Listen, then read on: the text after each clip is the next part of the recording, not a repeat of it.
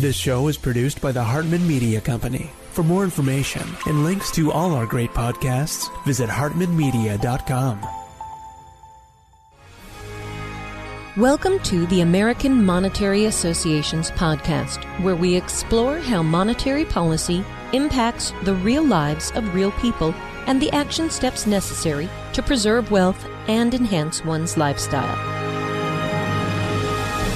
It is my pleasure to welcome back Mr. Robert Helms, the real estate guys. He is back with some news. We want to talk about refinancing. We want to talk about strategy for this market that we're in, and probably a whole bunch of other things because our conversations tend to go deep. So, Robert, welcome back. It's good to see you.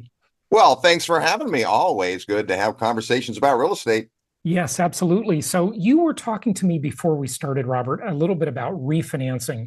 And we currently have the lowest mortgage rates in 15 months. A lot of people are breathing a big sigh of relief, and they love that. Of course, it's not as low as the COVID era rates, which were an anomaly to say the least. But what do you think? Well, I do think a lot of news came out in the last week about refinancing being up 35%, meaning new applications for refinances were up and over 100% from a year before, which is not that surprising given what the rates were a year ago, right? So I think you have to delve a little below the headlines. I must have read 6 or 7 articles that all just basically said, hey, everything's great, rates are down, so people are refinancing. But you have to get to that next level of understanding. And I think one of the big things is who specifically is refinancing. You know, you and I both talked about the fact that people that have a 3 or 3.5 or 4% loan might be making different decisions today. If I'm a home owner and I have a 3.5% rate, I don't have a lot of reason to refinance at 6 or 5.5 or 7. It's if I'm deciding I need to move. And sometimes that's because it's just that time. The kids are getting bigger, or we're having another one, or maybe it's my job has moved, so I'm going to have to move. And those folks were basically hostages to buy new houses when the rates were 7.5%. So I think we're now seeing rates at a point where the folks that bought a year ago are refinancing. And we've both been through the markets long enough to see there was that time period a few times where it's like every day you wake up, have a cup of coffee, refinance the mortgage, right? Because rates continue to go down. Well, I love that line. Wake up, have a cup of coffee, refinance the mortgage. That's funny. But there's another big thing people forget. And that is that every time you refinance, you start your amortization clock over. So when we borrow for 30 years, right, we're paying a whole bunch of interest in those first payments. And if we kept the loan 30 years, the last few payments, almost all principal. Well, the first 5 years is generally interest you're paying, and you're not paying the mortgage down very much. And that's when most people refinance and start that clock over. I'm not saying you wouldn't want to refinance for a better payment. People do that. But I do think that when we look at this big increase in refinances, you have to ask, well, your question, compared to what, right? There are more refinances than there were, but how many refinances were there a year ago? Not very many. Right. I'm going to give a very rough back of the napkin estimate here. Okay. And let's talk about those numbers a little bit, kind of look at them this way if we can. So we got about 140 million housing units in the United States. We've got maybe, since sales volume has been down so low, we've got maybe 10 million, give or take, that have transacted since the rate hikes. I'm going to put it about there. Maybe it's 9 million, a little less than 10 probably. So that is the number of people that would be kind of eligible, if you will, for refinancing, because they now can get a lower rate. Well, many of them can get a lower rate, not all of them, than they currently have. And they're only going to extend their amortization by 1 year or a maximum of 2 years. And that interest, because you pay mostly interest up front in an amortized loan, and then principal about 18 years in, you flip over to paying mostly principal. So that interest is deductible. So it's not that bad to pay it because the government's your partner, and depending on your tax bracket, maybe they're paying 40% of it for you, right? But everybody else, the tens of millions of people, they're not refinancing. Now, if we do finally see a pivot and some significant rate cuts, it's going to unleash a refinancing boom. All the mortgage people are going to love it. They're going to quit their jobs as the barista at the coffee shop or delivering pizza because that's what they've had to do the last couple of years. Less Uber drivers. Yeah, or being Uber drivers, right? And they're going to go back into the mortgage business and make a fortune until the next cycle. What I mean to say there is the mortgage business is extremely volatile because it's very rate sensitive if those mortgage people are running their business based on refinance business. But still, we've got the lock-in effect. That's essentially what you're saying, right? Yep. Even with the mini refi boom we're going through, that only really covers the people that either absolutely had to move or the people that bought within the last, or refied within the last, I don't know why you refi, but in the last 2 years. Yeah, no, I think that's exactly the case. And, you're right. If we continue to see rates go down, every incremental decrease is going to be more people that have a reason to refi. It may be these same people again. It may be the folks that bought at the 6% rate and now rates are 5%. So the math starts to make sense. That's a simple math equation, right? What is it going to cost me in points and fees to refi versus the time? Most people don't calculate the amortization. But to your point, a year, it's not that big of a deal. It's when you start refinancing at 5, 6, 7, 8 years in and go, wow, I'm resetting my clock. So there's strategies there, like maybe going from a 30-year to a 15-year. But the basic premise is, as real estate investors especially, we think differently than homeowners. A homeowner has that locked-in effect.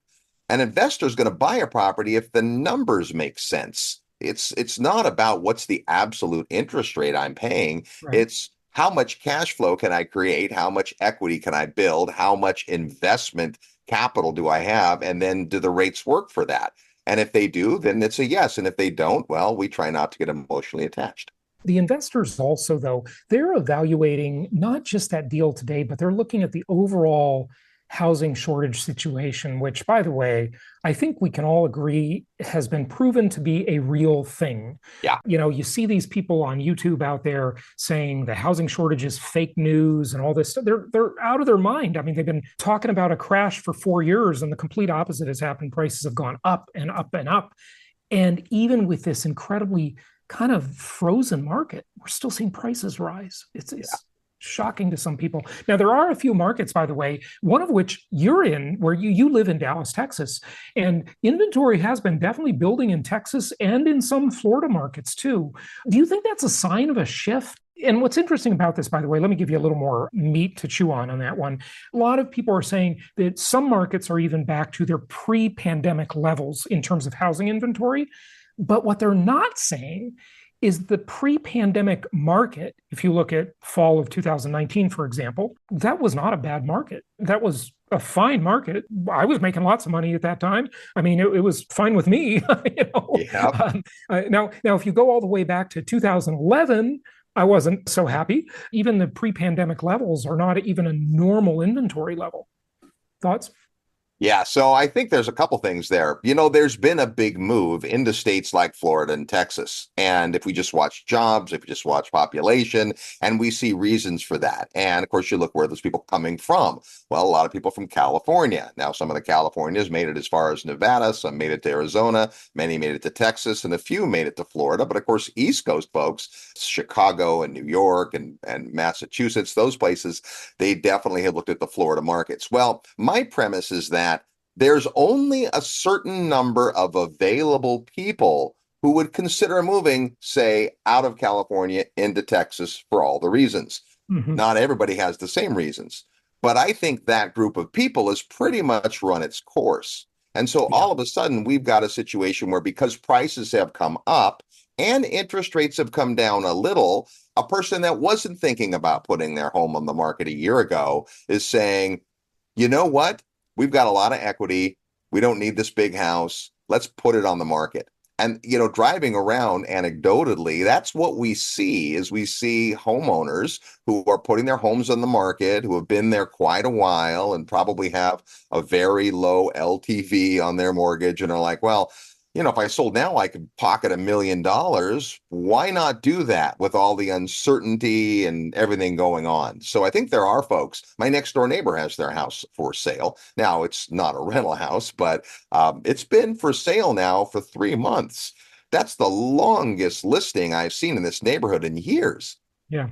Yeah, no, it's definitely an inventory build. And it's not, what's interesting about that is mostly when you see properties sit on the market for a long time, you're going to start to see overall marketplace price declines. Yes. And it's interesting because this market is like a standoff between buyers, sellers, and the Fed. I'd say it's like a three-way triangle standoff, really. Yeah. And, everybody's waiting for someone else to blink.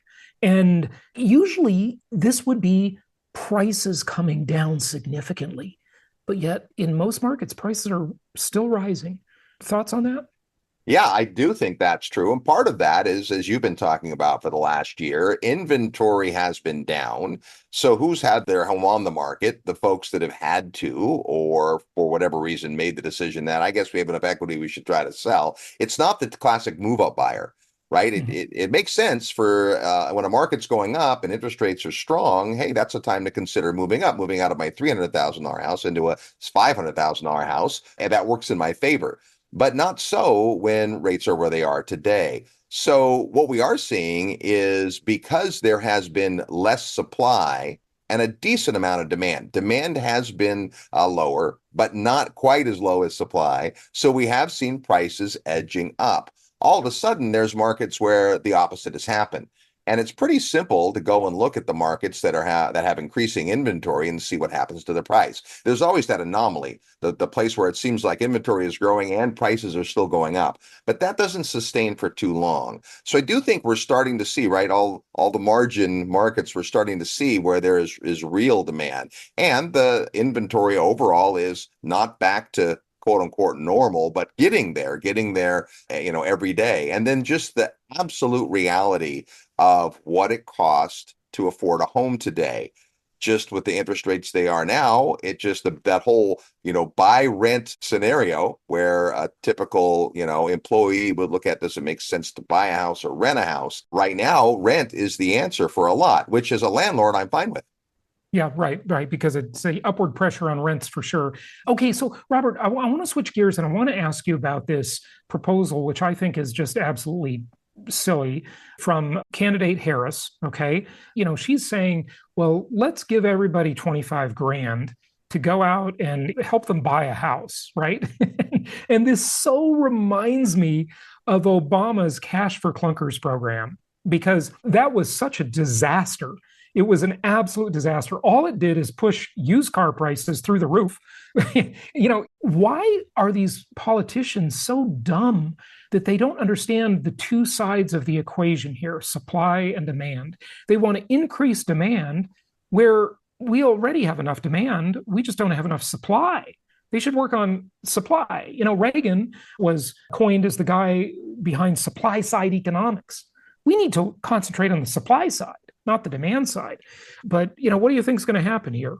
Yeah, it's so interesting to watch politicians try to come up with solutions for real world problems. It's like price control. When in the history of Earth has price control ever worked? It doesn't work in rent control. It doesn't work anywhere. Yeah. But because, and this isn't to be political, I would say this about almost every politician, they've never operated in the real world. They've never had to meet payroll. They aren't business people. You wouldn't expect them to have the knowledge base or the wisdom to really follow what would make sense. I will say this.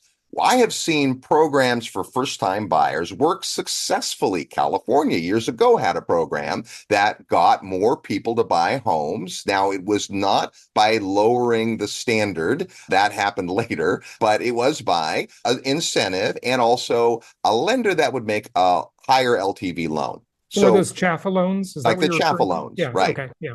Yeah, so that was a program that worked. What it wasn't was free money. Right. My concern is if your idea of making home ownership more affordable is to hand someone 25 grand, all that money is going to end up in the hand of the seller.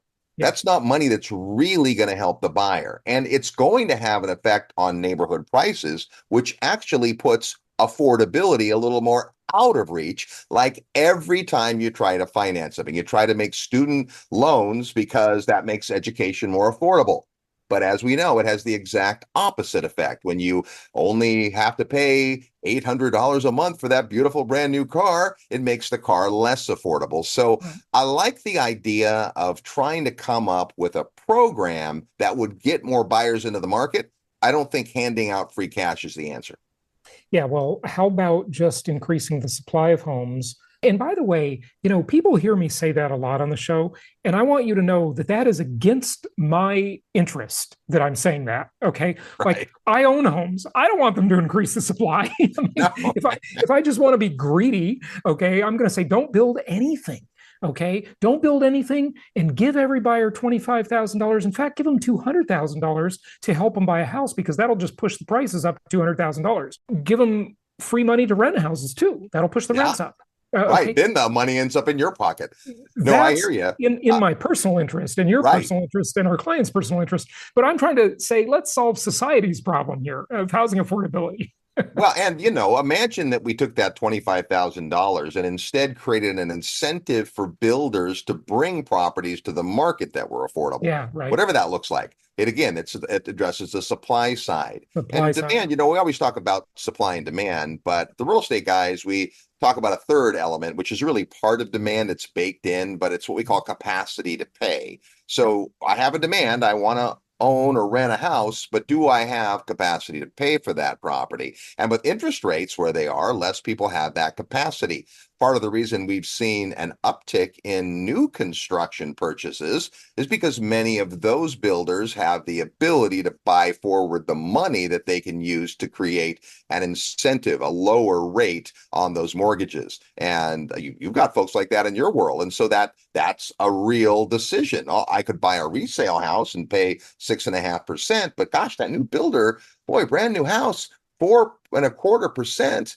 Well, builders can do that, whereas my neighbor next door can't. Yeah, it's just outlandish. Some of these programs, I mean, all they're doing basically is it's like guaranteeing student loans. They're just going to make another tidal wave of money come at the market. And sellers will sit there saying, hey, there's more demand. I might as well just increase my price until the demand falls off. That's the way every market works. Yeah, absolutely. What are you working on at the Real Estate Guys? What are you thinking about lately, Robert? What's going on with you in your world? Yeah, well, it's a great question. To your point, when we see there is less activity in general for investors for all the reasons, it's like, let's start thinking about ways that we can get exposure to real estate. We can get investment capital working in a marketplace where returns aren't what they once were. So we're spending a lot of time looking at what those alternatives are.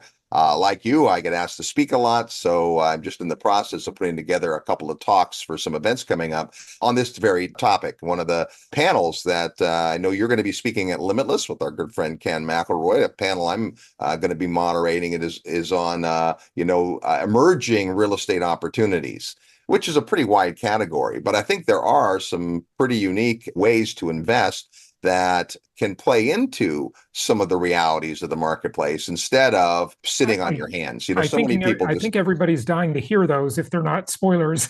But let us know. Give us a hint as to. Well, I'll give you a couple of them. So one is one that you're very familiar with, and that is just not all markets are created equal. So if we take the premise that every day people are moving into and out of markets, there are obviously markets that have net in migration, but more than that, have room to run. That demand side is there. And then what does the supply side look like? So there's several markets right now where there's demand, there's good jobs, we're seeing payroll go up, but no one has stepped up yet to provide new housing inventory. So because of that, we get this constriction. And so those houses are selling for more. And in those markets, there may be an opportunity to either come alongside a builder or invest in a way that you can take advantage of the fact that it's not just that we need more housing, we need more housing in specific markets. Another example, we have a gentleman on the panel that you know well, who is in a non-real estate business, but this particular business has a voracious need for real estate, and that is parking. And parking hasn't always been a great investment opportunity because of the fact that you don't pay very much in most locations to park a car for the day. Now, that is not true near a stadium or in New York City, but in most cases, it doesn't pay very much. So those returns aren't exciting. A parking lot that's a paid parking lot is generally a way to land bank. But in this case, There's a big old company out there that needs to park a lot of vehicles, and they're strategic about where those vehicles need to sleep overnight. So there's opportunity there to look within the markets and find out, hey, where is there a demand that the rest of the world isn't seeing? What are you talking about? The post office or electric Amazon. cars that need to recharge? Oh, Amazon. Okay, got it. Amazon trucks need to be parked, and they need to be parked pretty close to the Amazon warehouse.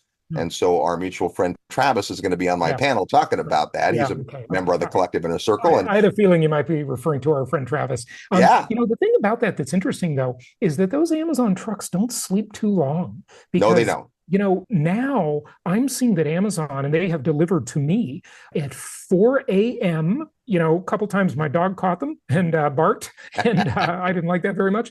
And they'll deliver till 10 p.m. So they're Yeah, not sleeping too long. Okay. no, they're And not. you have That's to true. assume But that they the truck do need to rest. And of yeah, yeah, course, the big increase in the electric vehicles, well, they have to yeah, charge. yeah, right. Yeah, interesting. Good stuff. The last thing I want to talk to you about is institutional investors for a moment. Presidential candidate Kennedy has made an issue out of this. And although I like some of the stuff he says, I think he's very wrong about this institutional investor fear that he's mongering. Institutional investors really, they play a larger part than ever, as we both know, in the housing market. But in comparison to the overall market, they're minuscule. It's just not even a big Right. deal. Single digit. Yeah. Yeah, it's nothing big. But look out 5, 10 years into the future. A lot more institutional investors owning single family homes, or about the same, or just what are your thoughts about them? I think it's going to be more. I don't think it's going to be a lot more, but I'll tell you, I go to a lot of these conferences where these groups of professionals are. One of the conferences I've gone to for a long time, Single Family Housing Forum, every year, used to be mom and pop real estate investors that went. And today there's a few of those folks, but 70% of the attendees are suits. There are Yep. people from these funds and these institutions who are out looking for opportunity, a lot in the build to rent space, a lot in the individual rental homes. But I think that there's always a role for the institutional investor. Now, that's a pretty wide category. Mom and pop, we can be nimble, but it takes us time. We don't have that much capital. We have to study, we have to listen to awesome podcasts, and we have to go deploy our capital. Institutions can move so much faster. Now, even though they're faster, they aren't necessarily better. We saw That's for a lot of sure. Good point. institutions, right, Yeah, overpay for houses. I But agree. at the end of the day, they're not emotional about it, right? They cut their losses and sell when they have to. So also institutions have always played a large role in commercial development, industrial development, even in agriculture. So I'm with you. I think there's room for it. I don't think that making those the bad guys is any better argument than saying, oh, it's the evil providers of all those things in the grocery store that are trying to rip you off by charging more money. No, it's that gas costs them more, like it cost you more, and all those things move to the store in trucks. Their costs are up. Look at the insurance business. Everybody's freaking out about how high insurance costs are. But you know what's extremely low, lower than it's been in years? The profit insurance companies are making. It's Mhm. not that they're trying to rip people off. Now, I'm no fan of insurance companies for a lot of reasons, but you can't point to them and saying they are greedy and they're making tens of millions on the backs of folks. It's just not true. And I think it's the same thing with institutional investors. Certainly there is the hedge fund that gets greedy and goes out and, pays the guy a $4 million bonus who doesn't deserve it. But in general, I think institutions aren't going away. And institutions are going to play a meaningful role in real estate for the foreseeable future. I think it's really beneficial to mom and pop owners that the institutions are playing in the market. Yeah. And the reason is not just because they're gobbling up some of the supply, which, ultimately, pushes prices up, but they're also much better at raising rents. Now, of course, tenants don't want to hear this. Sorry, but this is just the market. I'm only reporting on it. Don't shoot the messenger. Every time I say this, I get all these negative comments on YouTube. People saying, "Well, what about us?" Right? Look, it's not my fault. I'm just reporting here. Okay, but institutional investors. The fact is, they're using rent optimization software, and they are much better at raising their rents than mom and pop landlords.